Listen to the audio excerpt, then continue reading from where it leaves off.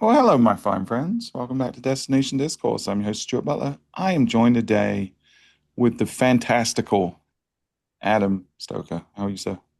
You know what, Stuart? I'm doing better than you are today. Are I we was doing pretty this? I thought we weren't going to talk about it.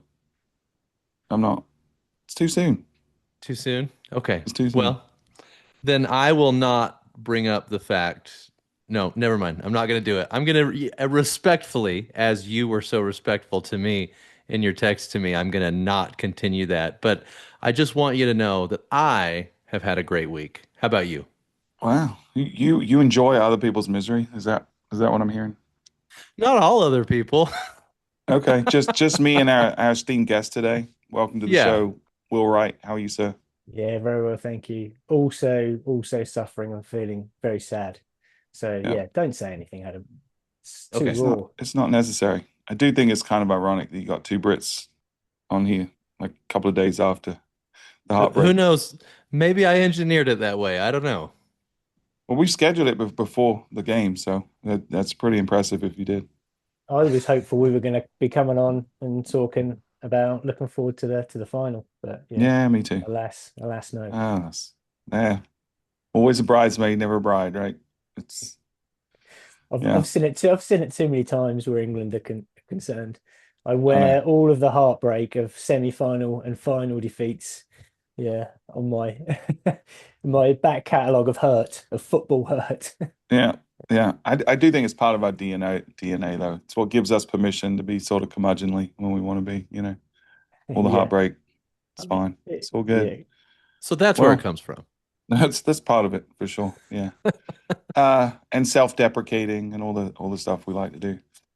But Adam, people didn't come here to listen to us and our melancholy, did they? They came here for maybe the greatest segment in all of entertainment. What's You it gonna play called? it? What's Oh, it called? Stu's News.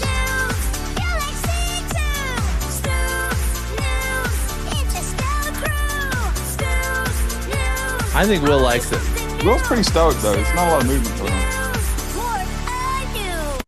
Oh, he's getting some Saturday night fever going on. That's pretty good. Little John Travolta. I like it. Uh, Adam, you got Stu's News for us today.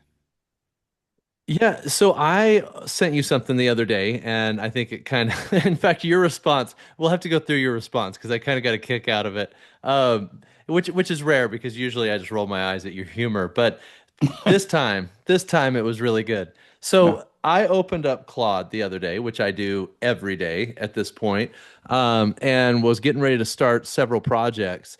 And I got in fact, I'm going to open up the screenshot so that the group can see it because I think it's our Desties can see it. I think it's a really interesting thing. So the first thing Claude had when I opened it up was this. I'm Think it glad you didn't through. open our entire text thread because that could be kind of messy. Yeah, I'm smarter than that. Okay, good. I don't want to Um, get canceled today. so it said, think it through with Claude for big tasks or small ones. Get help throughout your day. And then the first thing that it says is plan a day trip. That's the example that it's using. And it's a waterfront to Twin Peaks, a day in San Francisco. And the fact that they're using planning a trip, and of course this is a day trip, right? Like it's not exactly what we do as destination marketers, but it's a window into where things are going. And where things are going is that AI is going to play a massive part in the trip planning experience. And the interesting thing about Claude being the one to demonstrate this or to put this up as I log in is that Claude historically has not, we've talked about this on our show, has not really been the consumer facing AI tool. It's been a lot more B2B and they've focused a lot more on the business work that happens. Clearly, they still believe that they're going to have a role in the consumer side of things, or they wouldn't be launching products like one that helps you plan a trip in San Francisco, right? And so it's just another sign of what's coming that AI is going to continue to expand into every portion of our lives and play a factor in the way we make our decisions. And this, what you're seeing right here, in a sense, completely disintermediates the destination website because I'm not getting links to San Francisco's DMO. I'm getting links to, like, the first link that you're seeing here is the ferry building, right? Like, I can go directly to the stakeholder, and the DMO played no part in that conversation. So it's another update from AI that we've talked about that has a really interesting impact on our industry, something we need to be aware of, prepared for. And if Claude's doing it, the consumer apps are most definitely going to continue that route as well. Yeah. Yeah. I mean, you didn't finish the text that I sent you afterwards. Oh, I didn't. Yeah, I'm not opening that up because people would see the thread. So I sent the screenshot of this to Stuart, and Stuart's response was the Michael Scott GIF where he says, "It's happening," and he's running all throughout the Oh office. my God, it's happening. Yeah, it is. It's sort of that what we've been talking about for a while, but it's a little more real in front of us right now. And it's just happening at an interesting time because we know OpenAI, ChatGPT has more users, right? But isn't making the revenue because they focused on the consumer first, whereas Claude has fewer users, increasing at a rapid rate, but making a lot more money. At the same time, Claude is doing this push to go to get more consumers. For the average personal use. OpenAI also, ChatGPT just released a massive update this week. Like when I logged in, I think yesterday or the day before, it actually made me reinstall, relog in, and the first thing it said was, "Hey, we've now got functionality that we can work on your desktop, and we see that you've had Claude on your on your computer. We can actually import all the folders that you've been working on in Claude, and you can start off here doing all the stuff you've been doing in Claude." So all this awesome functionality we've been talking about is now a lot of it is available in ChatGPT. So they're really trying to cannibalize each other from both sides, which is interesting. But I think the net impact of this is sort of another big leap forward for AI being able to replace the current role as we've seen it of a DMO. And so I think what we've got to do now is figure out, well, what is the new role in the new world order. We talked about this a little bit in the last episode. If you haven't listened to that episode, go back and listen to it because we've sort of pontificated a little bit about we can't just assume that we are the trusted authority. We can't just assume that LLMs are going to see us as the authoritative content creator for our space. So there's some things we're going to have to do deliberately over the next months, not years, if we want to stay relevant. And so we'll talk about that a little bit more today too in the topic. But Will, do you have anything to add for this Stu's Well, news? I've got a question actually. Um, was that the same for everyone, or did that specifically pick up? Because clearly you're looking at a lot of tourism related content, a lot of travel related content. I'd like to know if that was different for other users who were using Claude for perhaps other purposes. If it put, recipes was another one that was on that screenshot, wasn't it? Did people who do a lot in food, was recipes the first thing that was put to them? So how personalized was that? I'd be really interested to know that. I don't know if you know the answer. Yeah, that's a great question. I actually, you and Stuart are the first people I've really talked to this about or talked about this to, and so I'd be really interested. In fact, Desties, did you see this window when you opened up your Claude, or was this so customized that it was unique to me because of the work I'm doing in destination marketing? I think that'd be a really interesting question to answer. I didn't get it. So I don't know if it's not been rolled out in the UK yet, but I didn't see that. Was it on the Claude desktop app, Adam, that you saw it? Yes, it was the desktop app. It was the opening window in the desktop app. Interesting. Yeah. Yeah. That's a great question. I mean, I will say this. When Gemini did some updates probably 6 months ago, and they sent emails to Gmail users or to the account holders for Gemini, the first use case it cited was travel. I think travel is a low hanging fruit for a lot of these folks because they know it's something that most people are gonna have familiarity with. It's something that happens frequently for a lot of people, and so I think it's also one where there's a lot of revenue at stake. So it makes sense that my gut says it wasn't customized. I think it probably was the default because those seem both very generic and common, right? Recipes and travel. But yeah, be interesting to see. Do you use it for recipes as well, Adam? And that's the thing. I don't do anything with recipes in AI. I've never used it for recipes. So that's what makes me wonder if everybody got it. Mm, yeah. Yeah, or at least the cool kids. That's right. Yeah. How much of this do you think is a play for commercialization? You know, them actually thinking they can sell those slots. You know, that would be even more troubling for the DMO, wouldn't it? If they were Mhm. thinking that, you know, this play on tourism was, you know, them essentially moving into the DMO space of commercial promotion. Yeah, I mean, inevitably it's going to have to be. I think most of the, although Anthropic specifically have said they don't going to put ads on, right, for the time being. But I think the other AIs are always looking at where are the biggest dollars being spent in advertising online. Travel's a massive category. They know they've Mm. got multiple players in that ecosystem, from OTAs to individual hotels, restaurants, attractions, and DMOs that are all spending money to try to get a, a piece of the attention. So, yeah, I think if you look historically at Facebook, at Google, other places that have ads, travel's typically one of the first categories that they'll dig into because they know they can make money. Interesting, fascinating times. We got to be ready for it. And today we're going to talk about a topic that hopefully will leave you a little bit more prepared for what's coming. So, Will, you spent a number of years building websites for travel entities, and you've sort of got a newer philosophy on where the website's going. So, do you have a thesis, or how do you want to set this conversation up today? Yeah, okay. I've worked on a positioning statement, so I'll read you my positioning statement.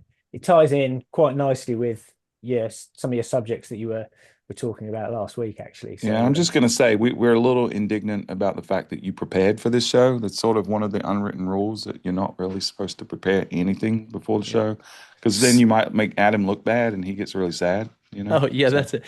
It's also Stu's news is always decided about 3 minutes before we press record. So yeah, this is a massive level of preparation that you've brought to the table Well, here. yeah, I can testify to the fact that Stooge News is decided 3 minutes before recording it because why are you part guys of seeing that demystifying happen. this thing? Like that's Yes, part of yeah, the sorry. magic of this show.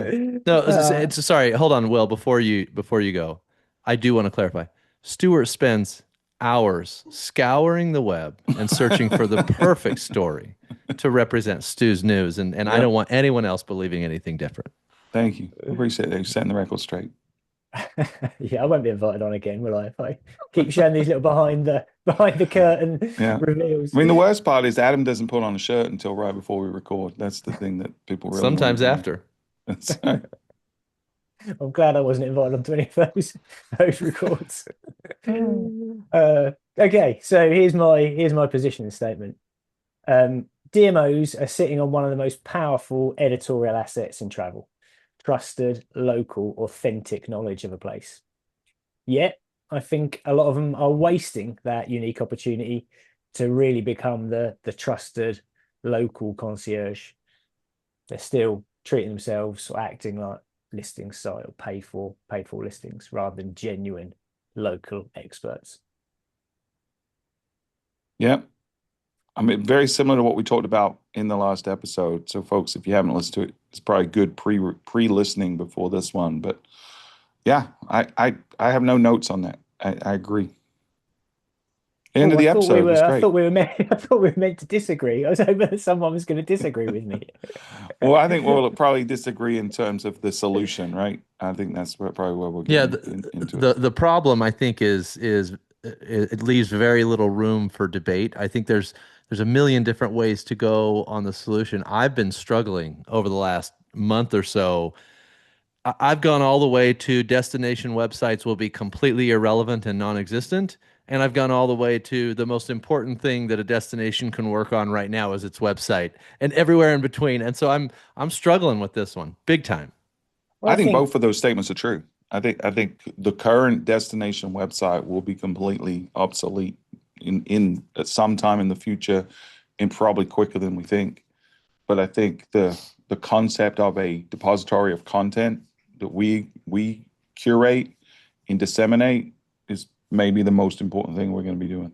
yeah, I agree with that because I think to put things another way is that I think DMOs or destinations, whatever form they take, you know, I know in US it's mainly DMOs, but in the UK there's sort of different forms of destination.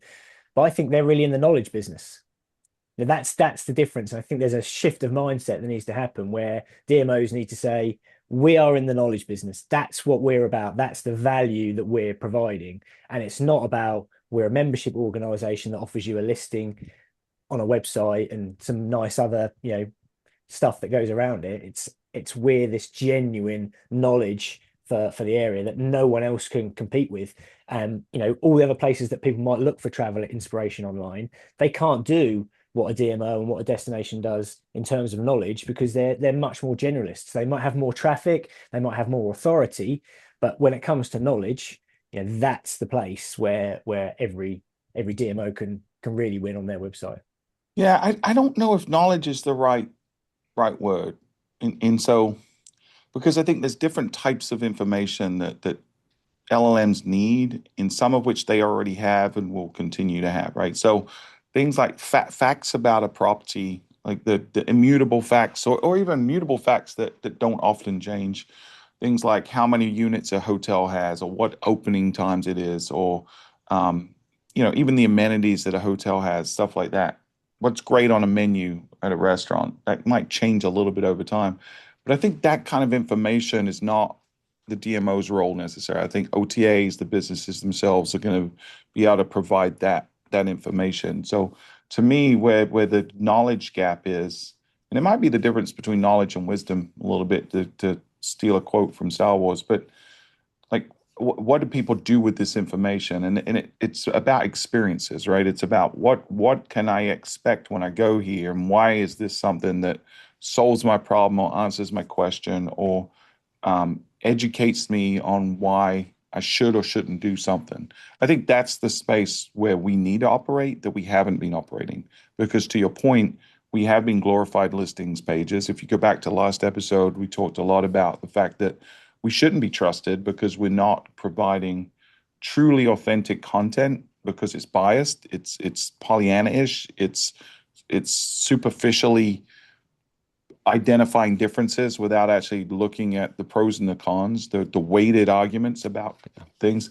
So I think increasingly we've got to become the collector, curator, and disseminator of real experiences, honest brokers of the truth, which I don't think we're honest brokers of the truth right now, to be fair.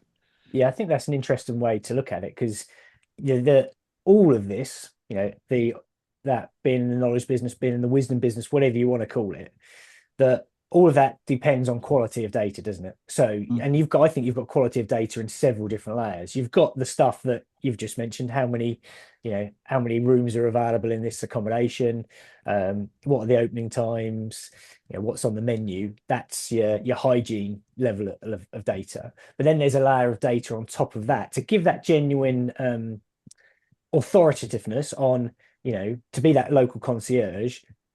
You like these things. I know you like these things, and these are the things that I'm able to recommend. To do that in a digital concierge kind of way, digital concierge, there's a layer of data that needs to sit above all of that, which is I'm going to tell you what for want of a better term, what my vibe is. So I like places that are really buzzy and lively when I go and eat. That is not traditional data or information that exists.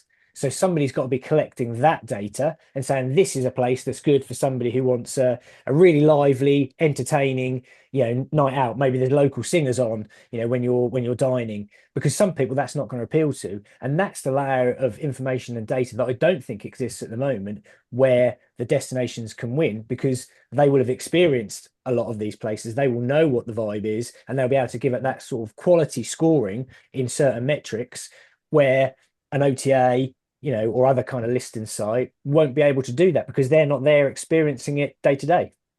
Yeah, I think where I'd push back a little bit is I think, if we were having this conversation 2 or 3 years ago, we'd be thinking about how do we collect and organize this data in a very linear fashion, right? We'd say, okay, almost like let's define the attributes, right? Vibe might be an attribute, and there might be a spectrum of attributes, a 5-point scale from real vibey to low vibey, right? And we have to go and manually collect these specific data points for every attribute that we can think of. And we think about it in a real linear way.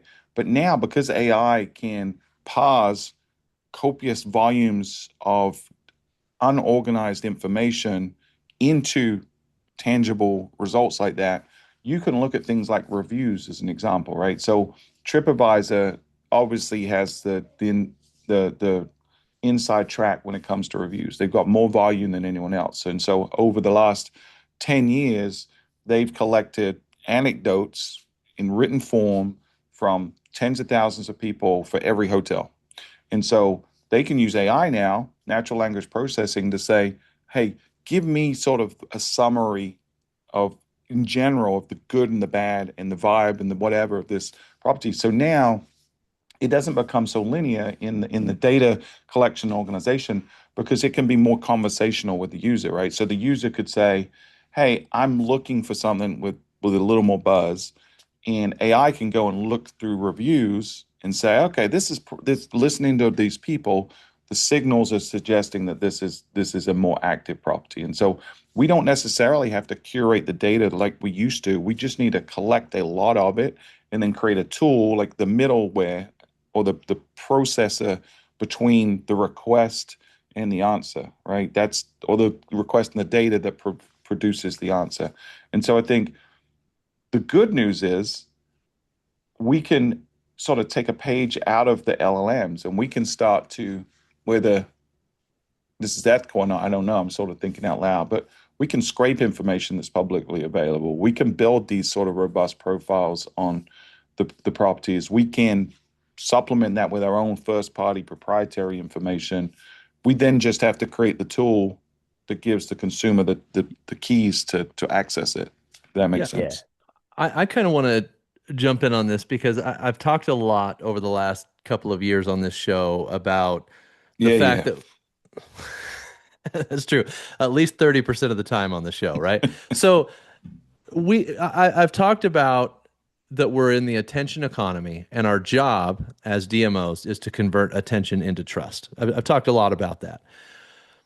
So assuming that that's correct, just for the sake of the rest of where I'm headed with this, you and I talked a lot last week, Stuart, about the fact that we are not converting that attention into trust as well as we could be, because we're not giving actual truth in results, because we're sacrificing truth for fairness, right? Is that a fair? Yeah, equity probably more Okay. than fairness. Yeah. Yeah.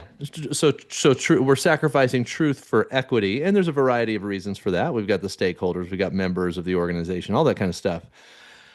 But then you start looking at, okay, well, why are the TripAdvisors and other travel search engines winning? Well, it's because they're using customer experience, actual customer experience, which is the reviews, to populate the results that are going to provide the best experience for the user. So if we continue down this path of sacrificing truth for equity, what we're doing is guaranteeing that these alternative resources like TripAdvisor, like the other resources that are providing results, and now AI, because AI is going to do the same thing, how are we going to be able to convert attention into trust at a higher rate than somebody that's providing the true results and experiences that people are having? If we want to talk about an existential crisis, the existential crisis is if we are sacrificing truth for equity, and none of our competitors, including now the AI platforms, are, how are we expected to win? How are we going to have trust with our consumers? And then how are our stakeholders going to benefit if that delta continues to grow?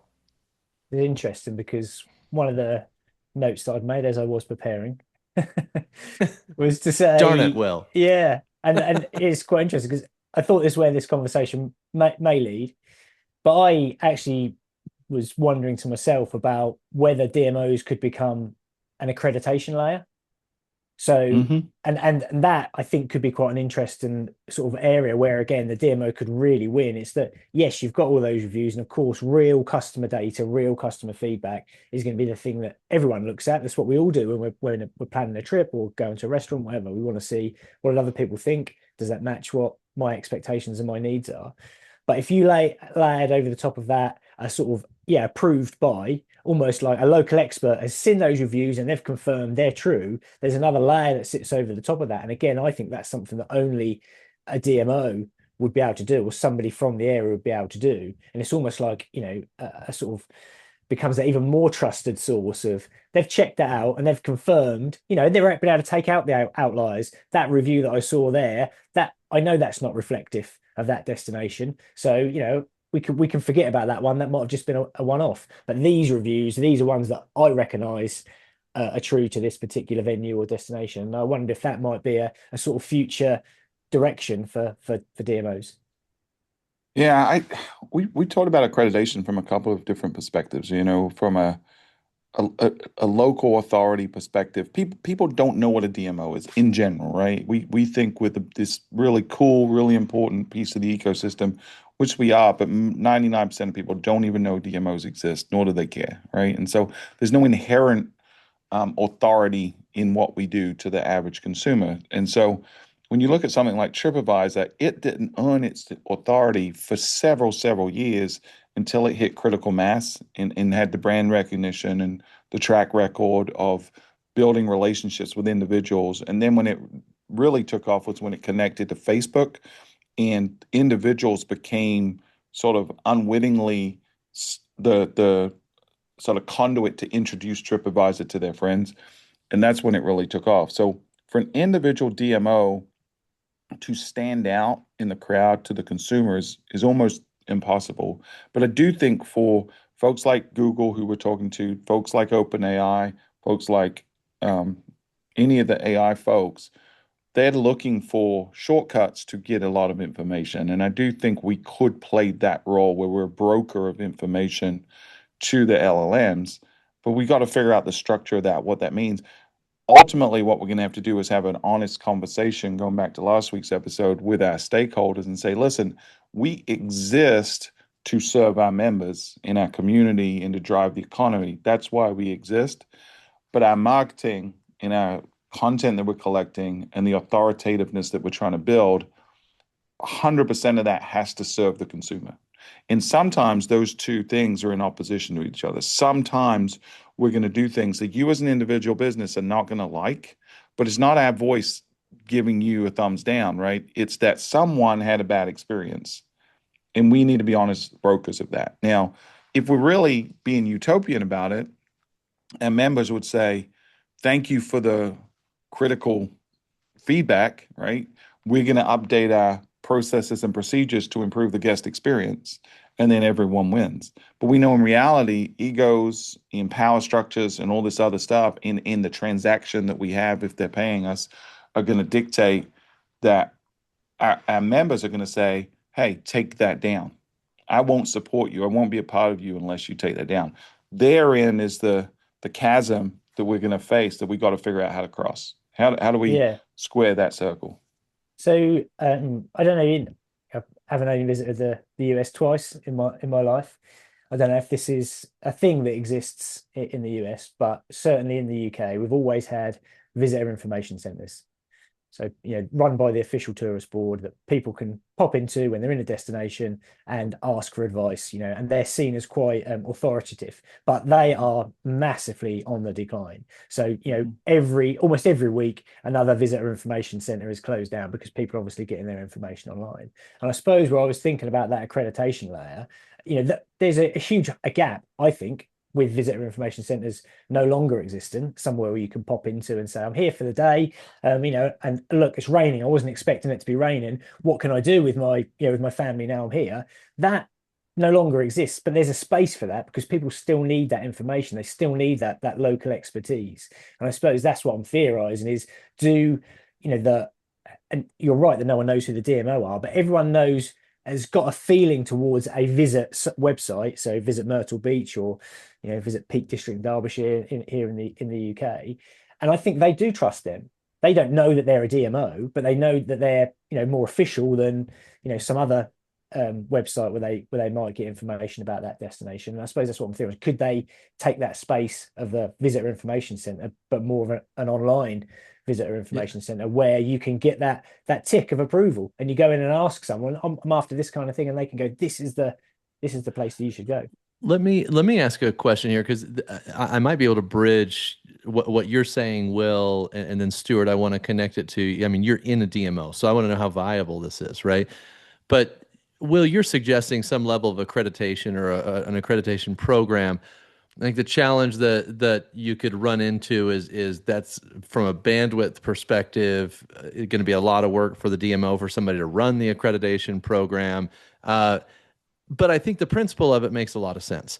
And so what I'm wondering is, should every DMO have review data from all the disparate platforms? Because TripAdvisor will never surface Facebook reviews, right? So could the DMO, as part of its role, allow the consumer to see what the review score is and give access to reviews on all these disparate websites so that the consumer actually can build trust with the DMO, because now I'm providing a value that TripAdvisor can't provide.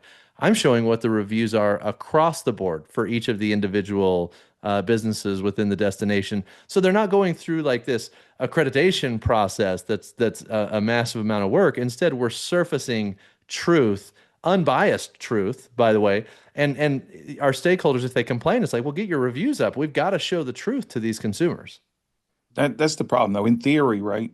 Utopian society, ego and other things aside, that's the answer, right? If you get bad reviews, do better, right? That's the answer.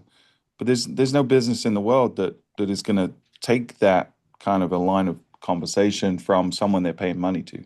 And I've seen this firsthand. You know, I used to, before I was at the DMO, we ran a private website called myrtlebeach.com. It was, similar to a DMO website. A lot of people actually thought we were the legal, tourism bureau.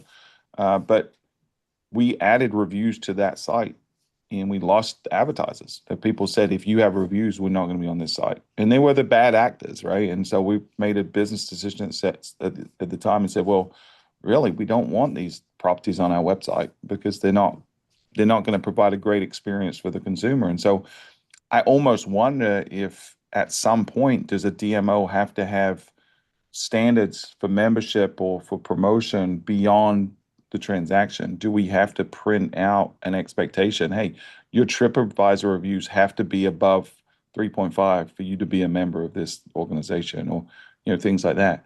I don't think we can do what you're saying, Adam. I don't think we can just go grab reviews from Expedia and TripAdvisor legally. That they have terms of service that prevent that. You can get for free the last 5 most recent reviews from TripAdvisor. I don't know that you can from Expedia, but what we could do is, without folks realizing, this is again, you got an ethical quandary here. I'm not saying you should do this, but you could go scrape all of them and just form a knowledge graph of each property and then allow the consumer to ask personal, like deliberate questions about it, and not actually show reviews. People don't really want reviews. They want to make sure they're making a good decision that's a fit for them, right? And they'd much rather do that as efficiently as possible versus having to read through 50 reviews. Because what do we do when we look at like Amazon reviews or any reviews? We'll look at the average score, and then depending on our personality, we'll either look at the 1 stars or the 5 stars, right? And we'll usually have confirmation bias to push us in a direction. And so we're really just trying to make sure we're not making a bad decision. And so if we can do that in a more efficient way, I think the website of the future is going to be a lot more dynamic in the content that's created. I think a lot of the content will be created in real time based on what's happening from the inputs of the consumer. I don't think it's going to be a bunch of static content anymore. Have you, in all the time you've worked at Myrtle Beach, have you ever known somebody to turn up and say, I want to be a member, and you to turn them down because they didn't meet certain quality criteria? We have turned members down. Yeah. Yeah. On that basis that they didn't fit with There the have morals. been members that have gone through rehabilitation to maintain membership because of complaints that we've received. Yeah. So, but I mean, it has to be egregious, right? It has to be absolutely egregious because every business is going to have someone complaining about something, right? And so Yeah. we can't be an arbitrator. We're not a Better Business Bureau, right? When we are in this case, but most are not a chamber of commerce. So we're not here to be an arbitrator between the consumer and the business necessarily. Maybe we have to be in the future. I don't know, but that's not the current paradigm. When I think, yeah, I know you mentioned experience, expertise, authoritativeness, trustworthiness on the last episode, but when you think about that as a framework, I don't think there's any other organization that could, tick all of those boxes as well as a DMO. And, you know, yes, you do all of those things, and that's why you become the trusted. That's why you become the trusted source. And I think the idea of becoming an accreditation layer and having to meet certain criteria, it would switch the role of the DMO. You'd be less cap in hand to your businesses to say we're desperate for you to become members and pay to be listed on our site and get all the other benefits you get through membership, and actually turn it on its head and say you're coming to us because we are seen as local experts and we have the authoritativeness, and you're going to get exposure. But it's a completely different spin on, on what makes a DMO worth having membership with. Yeah, and maybe it's a tiered system of some kind. Maybe there's like a entry level that everyone can access. Because we talked on this and we sort of expanded on it a little more in the last episode. But I talk a lot about we should be paid by members for what we do for the community to raise all votes versus what an individual business gets directly from us, right? And so maybe it's, hey, you're a member so that you can help support our initiative to promote the destination. But in this case, when we're talking about how do we help the business get found when someone's lower in the funnel, maybe that's a different tier that does require some kind of approval process, accreditation, minimum requirements, something like that. I think that comes back to my original argument about, DMOs are wasting this opportunity about being seen as the local experts, because everybody likes the idea of a hidden gem, something that no one else has discovered. And I might come to a destination for the big tourist attraction they have, the major attraction, and that's why I'm planning my whole trip around that. But I'm going to spend 2 or 3 days in that destination, and then I get to a point where I've done the big tourist thing, and maybe done a couple of other things that I knew were really good and I've read good reviews about online. But now I want to do something which feels completely authoritative and unique to that destination. I want it to be a hidden gem. Well, the people who work in the DMOs, like the people who work in the visitor information centers, like I was just explaining, they're the people who can go, oh, here's this thing. No one knows about this apart from the locals. You go and do that. And that's actually how you provide value to all members, because you're saying, what are the things that you're most interested in? I'm going to give you this little recommendation. You're going to feel like it's completely unique to you.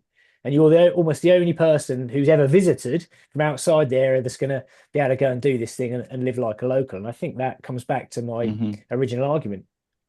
Yeah, and I think this sort of, we got to also think of not just the website, right? Because we talked a lot about, okay, people are going to an LLM and actually proactively looking for building a trip to Myrtle Beach. But I think increasingly what we're seeing is the inspiration of travel is happening on social, right? Like the people aren't going to ChatGPT and saying, what should I do today? And it says, go on a trip. The thought of I want to go on a trip is coming through inspiration that's happening outside of the LLMs, usually on social media and usually in the form of video these days. And so I think the other piece to this that we're going to have to get a lot better at is inspiring travel through individual experiences as well. Like, what we've done at Myrtle Beach is create a content army, but let's say it's a dozen people or more, but we're still sort of acting in the way that DMOs have, where we're saying, okay, assign you go write the top 10 taco places in Myrtle Beach, and you go write this.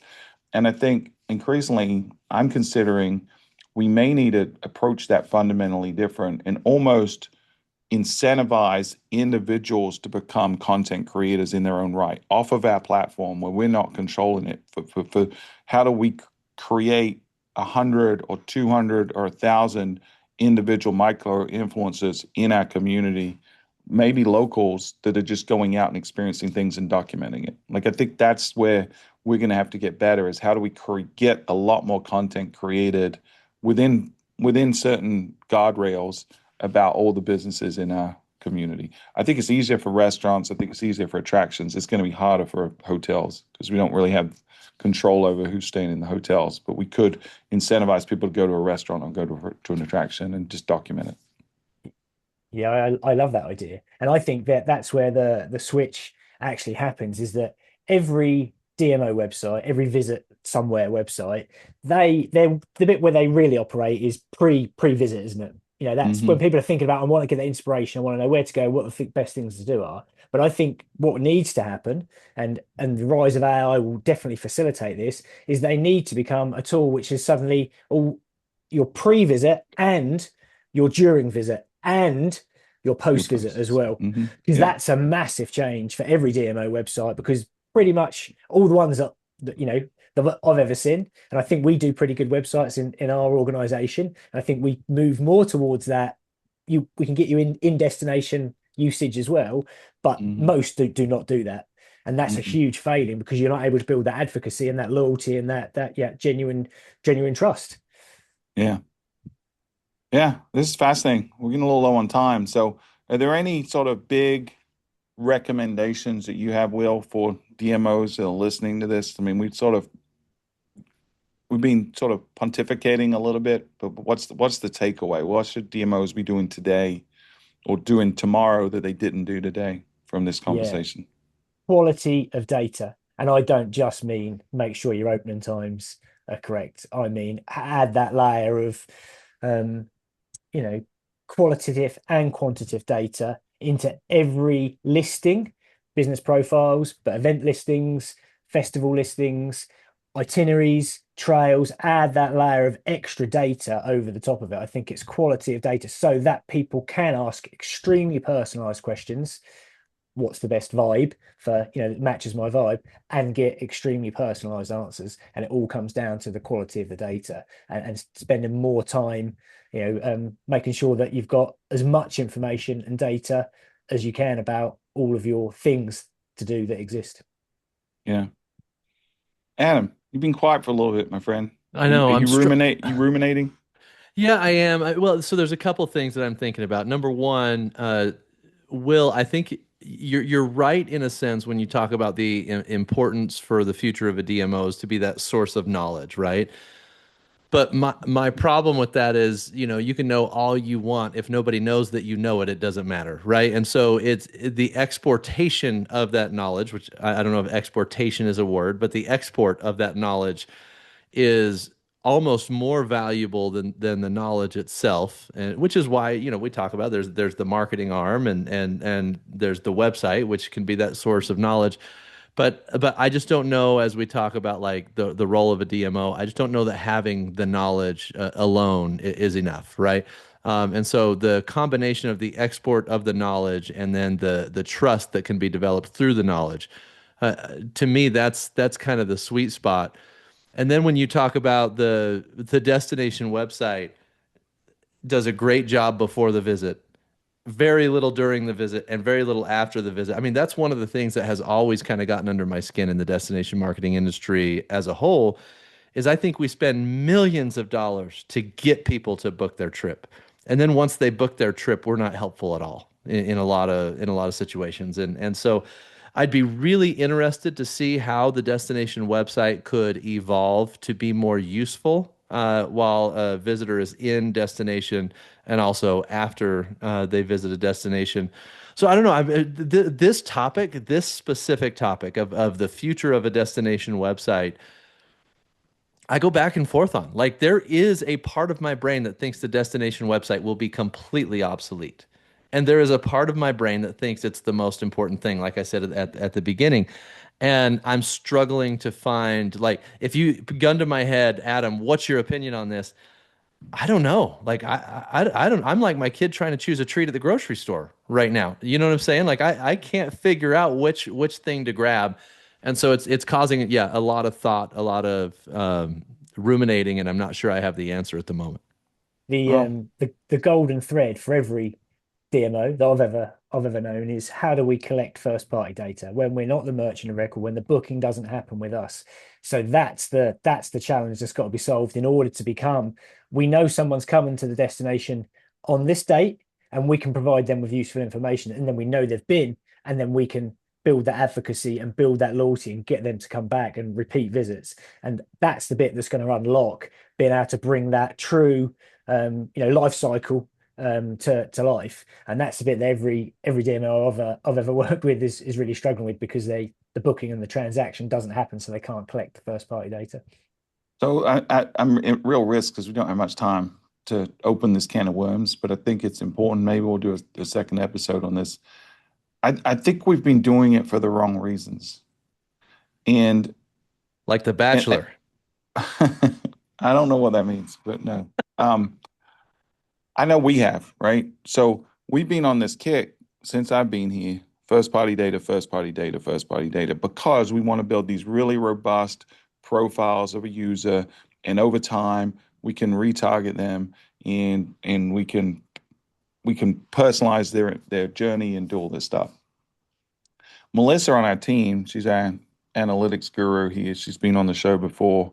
She pointed out to me recently, we were having a conversation, and she and I both came from the hotel side of things and hotel websites. Like, the conversion rate on a hotel website at best is 1 or 2%, like a traditional hotel website at best. So 98% of the people that come to your website do not transact, right? And the repeat visitation on a hotel website is really low, sub 10% at best, even if you're doing a good job with CRM, right? When I come to the DMO, and she pointed this out to me, just some caveats to this, but if you look at organic traffic, it's certainly south of 5% of our traffic. It's probably south of 2% for most DMOs of our traffic is repeat visitation. So typically we're getting one swipe at a consumer. 98% of the folks that come to our site, it's the only swipe we're getting. Maybe they're on a different device. Let's say it's double. Let's say there's 4%. 96% of folks that are coming to our site, we're going to only see them one time. And chances of getting any kind of PII are close to maybe 5% at that, right? So I think we've been trying to collect the wrong kind of data for the wrong kind of reasons. I think we've tried to collect it for that person to target them. What we should have been doing is collecting as much as we can, extracting value from that consumer to help everyone else. Yeah. So the type of information we collect shouldn't be PII. It should be their personal experiences. I think that's the switch that's happened in my head. And then use that to target more of that type of person. And you use that as now better gravity to attract more people, to be more influential with the LLMs, to provide a better experience for the next guy. So I think we've been doing it wrong. Well, and the knowledge that you get. That more. Sorry, well, Adam. I couldn't agree with that more. And we're meant to disagree, but that's a really good summary of what I think. Yeah. But the knowledge that you get from the customers is actually now beneficial to the stakeholders that you support if you're looking at the data from that perspective. Yeah. And maybe we become sort of a coach to our stakeholders too. So, hey, we're going to ask questions about your business to these consumers. And when we glean insights and information, we're going to share that back with you. Hey, maybe people are complaining about the wait times at the lobby. Maybe people are complaining about not enough parking spaces. That's value that we're now providing to our stakeholders that we couldn't do before. So, told you it's a can of worms. It's maybe a whole nother episode, but hopefully we've made people think a little bit today. That's the goal of the show. Apparently, it's not to provide answers because Adam doesn't have any. Not today. Not today. Not today. Well, I appreciate bringing this topic, my friend. It's always good to chat with a fellow Brit. And my pleasure. Outnumber Adam. A lot of our listeners are not going to know which one of us was talking because we all sound the same to them. Yeah, hopefully they have their video on. Yeah, maybe so. Well, if they want to find you, learn more about what you're up to, where can they do that? Yeah, on LinkedIn, Will at Destination Core, if you search that on LinkedIn, or it can be will@destinationdoor.com. Destination Door? Destination Door. It's a new brand we're opening. Destinationcore.com. Oh, that's funny. Oh, man. Destination Door. Someone should go register that now. Be amazing. And I like the pun of their opening. Yeah. Opening. Be like The Lion, the Witch, and the Wardrobe. I don't know if that's a book that you guys are aware of, Stuart. You certainly know of it. Yeah. You open your door straight into the destination. No longer need to get on a plane. That's awesome. That would be a great invention. Go let us know when you crack that. We'll have you back on the show. Adam, they want to find you? Adam at thebrandrevolt.com. You can find me on LinkedIn, or of course, you can find me on Tourism IQ. Awesome. You can find me at stuart.butler@visitmyrtlebeach.com. And then you can come find me in Myrtle Beach if you ever want to take a trip. It's a great destination, family friendly, lots to do. And I'm going to win you over one Yeah. desty at a time. Come visit Myrtle Beach. And Stuart is going to collect your first party data for the right reasons. That's correct. Yep, 100%. Well, thank you for listening. Please leave a review, subscribe. We love hearing from our desties, especially Adam, because his ego is a little brittle.